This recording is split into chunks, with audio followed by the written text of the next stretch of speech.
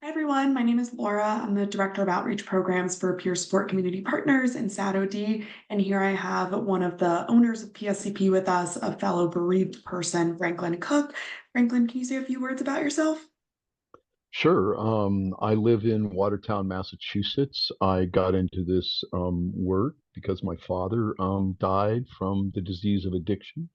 To keep it brief, that's all I'll say about that. And I've been doing peer grief support since 1999, so a great long time. My father died a great long time ago as well in 1978. Yeah, thank you so much for sharing that, Franklin. Mm-hmm. So, one of the ways in which you've coped that has been quite beneficial to you from the way that you've described it to me is by implementing mindfulness. Can you tell us a little bit more Hmm. about that?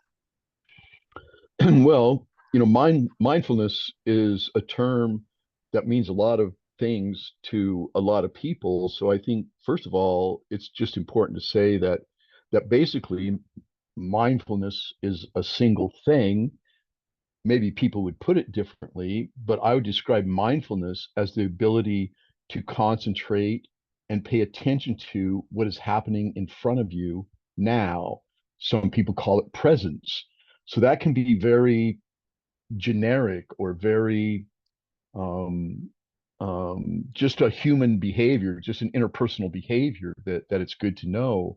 The type of mindfulness I practice is more formal in some ways, but it's not religious. So I practice a type of mindfulness called Vipassana. It's a Buddhist practice, but I'm also not a religious Buddhist. I'm a secular Buddhist. So just from that little bit, you can tell things are kind of all over the place. But insight meditation. Vipassana means insight meditation, and it is just a way, a very not complicated but structured, formal way to experience that presence. Yes. Absolutely. And can you tell us a little bit more about how you've tailored that to be really kind of Hmm. Hmm. instrumental in your grief journey? So, how have you Hmm. applied these Hmm. mindfulness-based principles as it pertains specifically to grief and coping with grief? Yeah, certainly. Well, and again, I think this could be any form of mindfulness. That could be tailored this way. For me, one of the things that is attractive about Vipassana meditation is it's really not to calm your thinking or to stop you from thinking or to reach some, pleasant state or anything like that. It's so that you can observe what your mind actually does. And it's pretty straightforward. If you get practiced at it a little bit, you're able to be present to your own thinking and to your own feelings. And I've got to say that not only with grief, but in my life, that's why I am a daily practitioner, is because I really am able to observe my thoughts and my feelings in what I think is a pretty special way or important way or a valuable way. And with grief, I've got to, I mean, to be able to really look at what's happening to me internally and to really see, how my reactions are stirring things up or how my reactions are leading me somewhere, my mental or emotional reactions are taking me into some place that's important to me. Um, how when I am in terrible pain, I'm able just to it's not that I can make the pain go away. I don't mean that, but to observe the pain and the pain of grief is a terrible thing. So to be able to observe that in a certain way that just keeps it still, it doesn't. Yeah, it's hard. It's hard to explain, but if you can observe your thoughts and feelings in a concentrated way, it is helpful with grief, and that's a little bit maybe deeper or more specific than most people, but it's not that much difference than just being able to pay attention than what's actually happening. So I would say any type of mindfulness and getting into the moment so that you can see out there what's happening. And the practice I use is to see what's in here, what's happening. So I would say, I just think any kind of mindfulness, I mean, and there's plenty of resources. I'm sure we're gonna hook people up with some kind of starting place for this, but mindfulness is absolutely has been absolutely helpful to my grief journey and to my spiritual life, if you will. I'm a secular Buddhist, but I consider myself a spiritual person because I don't know what else to say about that part of my life. But I also am a person in long-term recovery, so I came up through the higher power, world and all that. And I would just call myself secular about all that too, but it doesn't change my spirituality. Mm. Well, you said some really powerful things there. So you said that mindfulness is about kind of slowing down and sitting with all of our emotions Hmm. and feelings, which is just so important in the grief journey, because anyone Hmm. who has experienced grief knows just how overwhelming it is and how stressful it can feel to just be hit with all of these emotions that are constantly Yeah. changing. So it sounds like really kind of the focus there is on slowing down. And you also Yeah. said that it doesn't take the pain away. It kind of just Hmm. adds a little bit of distance, or it kind of slows it down a little bit, which makes it more manageable. Would you say that's right? Yeah, I think how I would describe it is that, as we know, um, the pain of grief has a life of its own. When a person, especially when a person has an episode of really serious, the pain of grief, it's not like you're going to fix it or stop it or whatever. And so it is a way to feel it while at the same time not being consumed by it.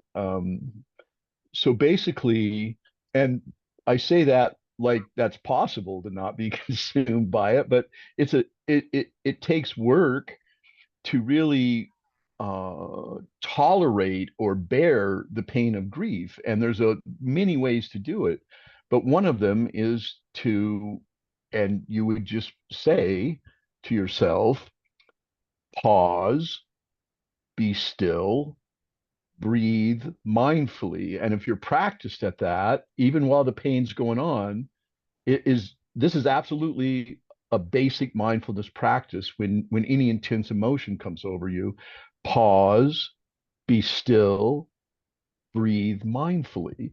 And again, it sounds really simple. It's not, but if you practice at that and are kind of good at it, you really are able to sit with the pain or sit with intense emotions, or not just um, however you react to your pain is fine. There's nothing wrong with how any grieving person reacts to their pain, but we all know that it can really feel unbearable.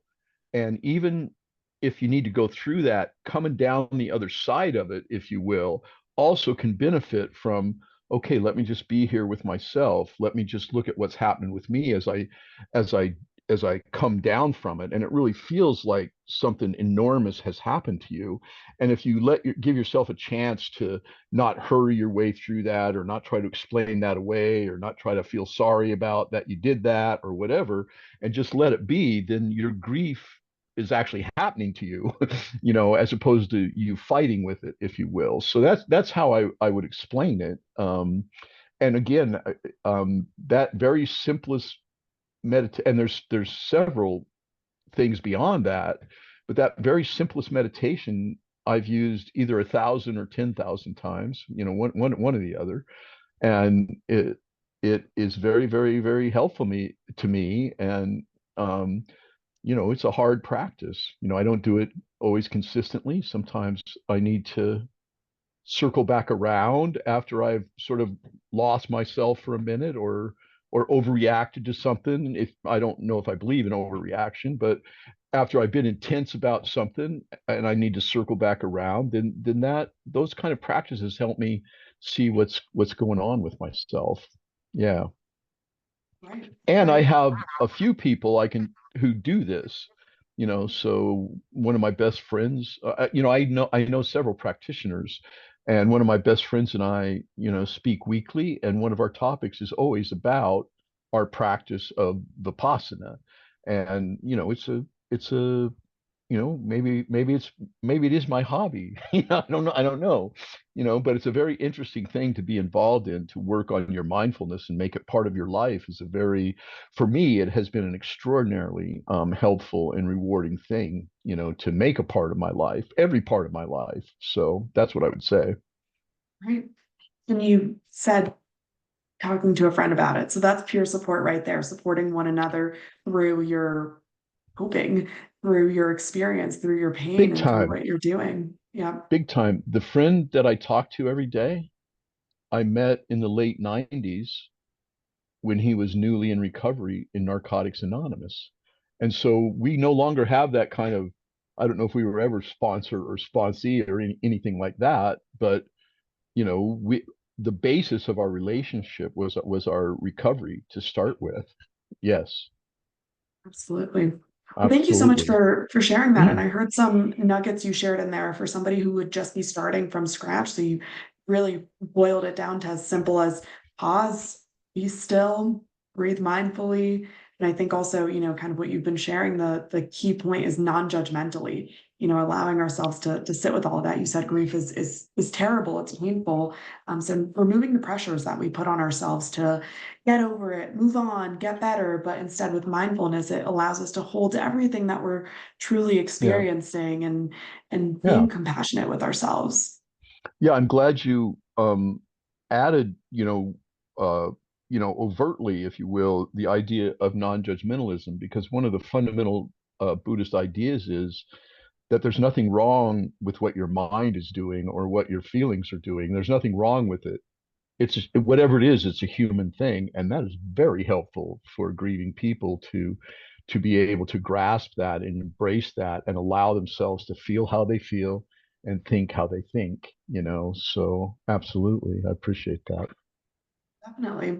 Well, I think this was a really good quick overview for those who might not be aware of mindfulness in the grief journey, or for those who might just be getting started. Like Franklin alluded to, we have tons of resources, supports available. Everything that we do is peer grief support. So it's developed by people who themselves have been bereaved by somebody, who themselves have coped with their grief, who, like Franklin, have found ways to kind of really just move through their grief without moving on or leaving it Yeah. behind. So we have a workshop coming up on mindfulness. We're working on a guide on mindfulness.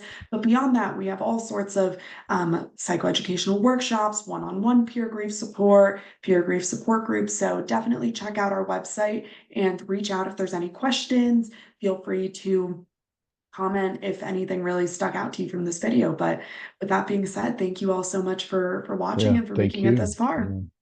Thank you, Take Laura. care.